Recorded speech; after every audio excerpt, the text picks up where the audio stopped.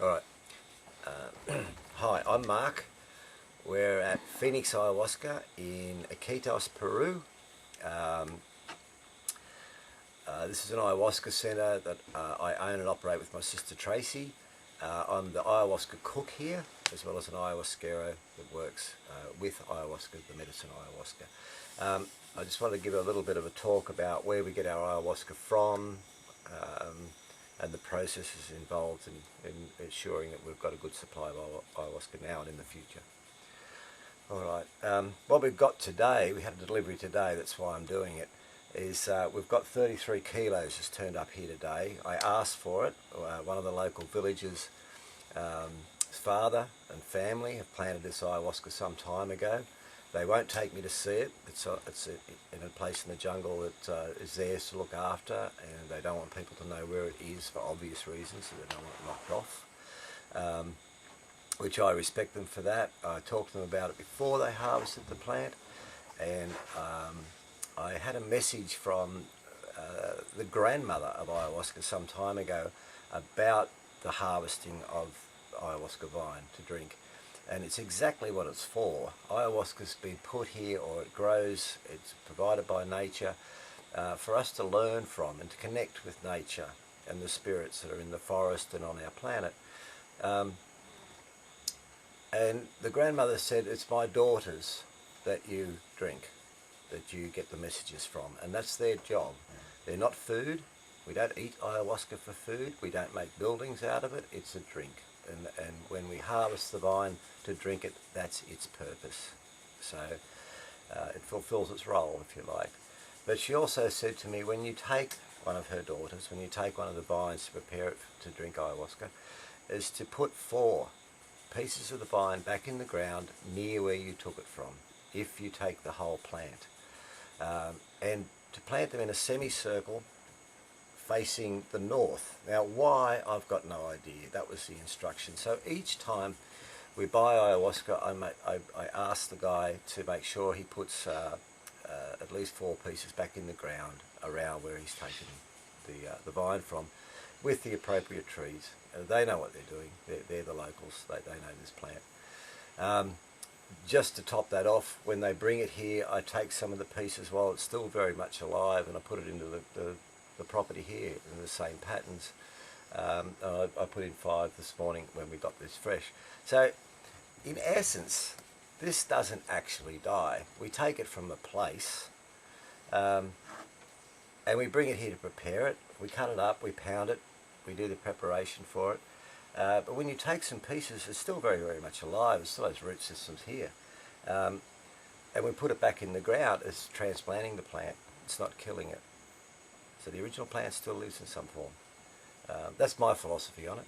And so far, each time I cook, the ayahuasca works just fine. It's excellent medicine. The people that have drank before and have drank my medicine and drank our medicine here will testify to that. It's as good as ayahuasca you'll find anywhere, and I think that's one of the secrets as to why it is, because we show it the respect that it's due, and we follow the instructions that we're given in the harvesting and the replanting of it to preserve the resource that we've got. This is Cielo ayahuasca. This is, I think, pretty much part of the root system here. It's an excellent piece. It's old. It's got lots of moisture in it. It's healthy, and they do tell me that the roots are actually stronger than some of the middle stems, but it's all good. It's all gives us something. None of it's wasted. It's all used. I'm here with a couple of friends that are staying here as part of the program that we run. They don't want to appear on camera. That's okay. We respect the privacy and their shyness. But they might ask me some questions just to keep this thing moving along. Yes. So I was wondering, by the grandmother that you referred to, are you referring to the spirit of ayahuasca or something that you experience when you drink it? I experienced the spirit of that particular spirit when I drank the ayahuasca. Yeah. And the particular ayahuasca vine that I drank on that night, it was from the same family, the same local people that grew it, and they told me that their father had planted those vines many years ago. It was at least 10, 15 years old. It was a very big piece. We do have some photographs of it on our website and around the place.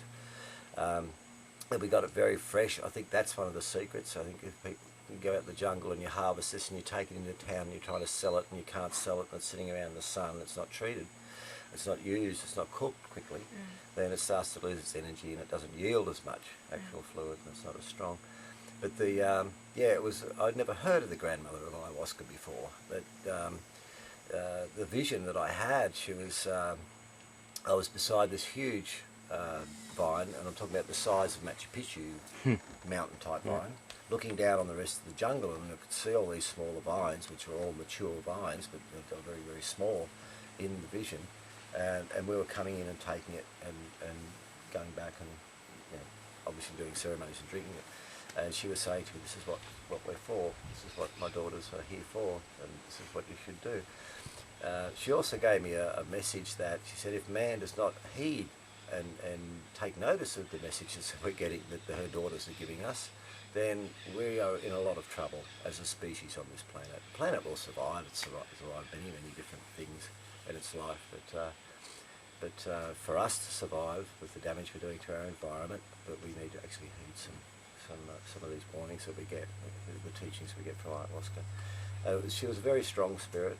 She's very old, as you would imagine a grandmother spirit to be. I felt it was a very, very special moment. You know? And if it wasn't harvested, would it grow on its own? Oh yes, it grows wild. And like any plant, it spreads by the usual methods of birds transporting seeds or the wind. It will grow, I don't know about the length of time that it could possibly live for. I don't know if it has it obviously would have a finite number of years before it would tumble. Generally these plants, like all vines, they're very aggressive. They wrap themselves around something. Any vine does this, and it uses the strength of the tree or the thing that it's hanging on to climb up to the sun. And this particular one, Cielo ayahuasca, which just means sky ayahuasca, it climbs very quickly up a tree, and then when it gets up to the point where it can get good sun, it starts to fatten up. That's how it grows. It doesn't grow fat and try to wind around. It goes up very, very thin, and then it goes fat. It juices right up. And quite often, if they're not beside a strong tree, they'll pull the tree over and effectively kill the tree, and it may keep growing as a bush or a ground vine for some time, but it's not quite the same. They're beside a strong hardwood tree, they've got the best chance, and some trees they're known to put them with that particular tree because you're going to give it the best chance of survival, and it's a natural way for it to live. I've heard of vines that are 80 years old supposedly. I've seen a photograph of one. I don't know who was around to tell you exactly how old it was, but there are ways, I guess, of telling. And have you thought about harvesting it yourself, or do you prefer to buy it off the locals? We've got vine already growing here that will be okay to harvest in a couple of years. Yeah, I'll harvest a vine, if I need to, if it's appropriate. I don't mind helping the locals, I mean, doing business with the locals, helping them out. They help us out. We need the vine to prepare. And they planted it there deliberately to not to drink it. They're not ayahuasca drinkers, to sell on in the future. And they know the plant very well. He does have more, but he said no, it's too young. He doesn't want it. Some places will just cut it down.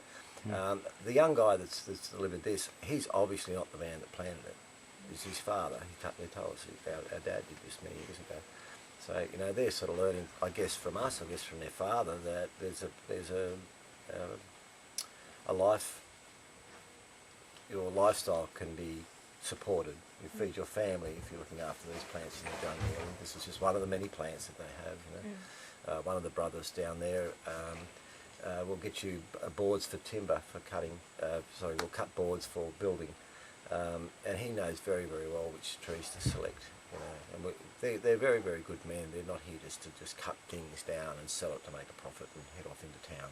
They're supporting their families, and they know very, very well that if they over-harvest anything around here, their sons and their families are going to suffer in the years to come. So, luckily we found a very conscientious bunch of people. They're not always so here. They'll just take the plants if they can find them to sell them in town and make a quick buck, but they're not these guys. Yeah.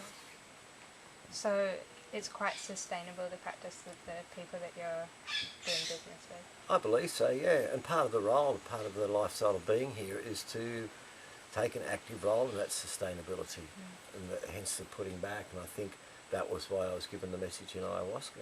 I think that I'm probably not the only one that gets these messages. I just happen to be in a position where I can act on them. You know, if you're in another country and you're drinking ayahuasca, maybe you can't get access to a vine to plant it back, put something back in it. You can certainly do that with a prayer or your intentions, is to appreciate where it comes from.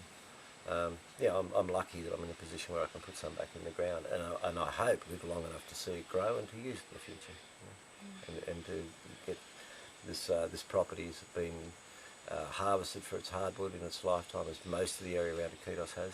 So there's not a lot of big trees here. We've put a bunch of them back in as well. We just don't keep this attitude for ayahuasca. We're doing it with everything here. I planted a lot of tornilla, which is Watakaspi. It's a medicine tree, which a lot of these boards are that wood. So, you know, I put basically 40 of them back in here in the hopes that they would take and grow again, and we would replenish the hardwood supplies, as well as the medicinal plants we put in, the Chiricsanango, the Ahusacha, the ayahuasca. We've started a new chacruna garden over there, along with a whole bunch of scattered chacruna that we've put in as well. So, you know, what's missing from here are those things, because it's been harvested for hardwood, plus it's been completely cleared for a farm, which the guy wasn't successful with his commercial banana and pineapple farm here. This is all regrowth. We sit here amongst it and just add our bits and pieces of medicinal plants and the hardwood trees, the lapunas we put back here. Lachacaspi is here. And what grows is what's supposed to grow. What keels over, that's okay. You know, we put in lots of Chiricsanango, it grows anywhere. Some Toei, Makura. We've even got 3 iboga plants here. They don't belong in South America, but if they grow, then they belong. If they don't, then that's okay. Great. And what are you going to do with it now that you've got it? This will get cooked. This is Monday, sorry. This will be cooked by the end of the week. I really like it to be cooked fresh. It does start to lose its sap, its juice and its energy the longer you leave it. I've heard you can, my teacher Ron Wheelock said that you can put the vine, if you do get too much of it brought to you, you can put it in the ground, cover it lightly, keep it for up to 6 months, and you can still usable ayahuasca, which, you know, if you do get stuck like that, please have an attempt at, you know, at doing something with it. I need to get chacruna. And the same thing with watching the supply of chacruna here. We do hear there are some shortages. I don't seem to have a problem because I'm buying cultivated stuff from a guy, again, not local to this property, but local to Iquitos, that has plants that he cultivates and has planted, and he supplies us with chacruna. And so far it works just fine. But in response to the shortage of chacruna, we've actually put in more up there just in the last week. And I got a little bit of advice on the internet as well from Peter Gorman, which was sound advice as to which ones to put in. I was very grateful to Peter for that. Hopefully those plants will take off. Yeah, so it's a matter of when our supplies of ayahuasca start to get a little low, I'll send a message down to the village for the boys to come have a chat about how much I want. I don't want him to bring me 40 sacks of ayahuasca. I can't use it, you know. It's like, yeah, a couple of sacks is great. We bought in a little short today, but it's perfect because it's a good sized vine. We've got enough ayahuasca here with the chacruna I add to it, to have ayahuasca for ourselves for the next 4 to 5 months at our current usage rate. Plus we supply a couple of friends as well, you know. So one person up in Cusco that doesn't have access to the actual vines themselves, and a couple of others if they ask. I don't mind that at all. Always with, you know, I don't withhold selling ayahuasca to anybody if they came and asked for it, but I do actually offer it to a couple of close friends for their places if they are stuck, and I've made a good batch of ayahuasca, which so far I've been doing. Then yeah, they're quite welcome to come and have some. You know. Yeah, we'll have the chacruna not until Wednesday, so I'll be starting to cook Wednesday afternoon. We've started cleaning the area. We do a preparation, which is another subject, but we clean the area and I sopper the area, and we set up plastic all around here and pound the ayahuasca here, nothing's wasted. And so far, the practices that I'm incorporating, which is what some I've learnt from Ron, some I've learnt by trial and error, some I've been advised by Alan Shoemaker, another good friend with a lot of good information. And a little bit of all this help and advice from people and my own experimentation seems to be working just fine. Great. Is there anything else you want to tell us about the find today? No, I don't think so. This is the yellow ayahuasca. It's as strong a ayahuasca as you're going to get. What about the different... Oh, sorry. Any time. Some people talk about black ayahuasca, negra ayahuasca, yarn ayahuasca being the strongest. It's different. It has a strongest, a more serious spirit attached to it, for sure. I drank a lot of that. I did a lot of my apprenticeship with that ayahuasca with Ron Wheeler. But Ron will tell you as well that Cielo ayahuasca it's all strong ayahuasca if it's cooked properly, and it all does its job. You could drink this and only work with this particular ayahuasca and get all the work done you needed to get done. There's up to, I think, depending on who you talk to, 22 to 27 varieties. I can't remember them all. I've drank maybe 3 or 4 of them. You know. One that some people are talking about is Thunder, Twena ayahuasca, Thunder ayahuasca. I drank it recently and I wasn't overly impressed with it as being anything special. So this is what it is. Cielo ayahuasca. No, I don't think there's anything else. Do you have a question there? Well, I did, but you answered it, so... All right. I think that's probably enough. Sure. Aye. Yeah, that was great. It's good. Yeah, very good. Yeah, the person over there. Hit the off button on the camera before I start to swear and make a fool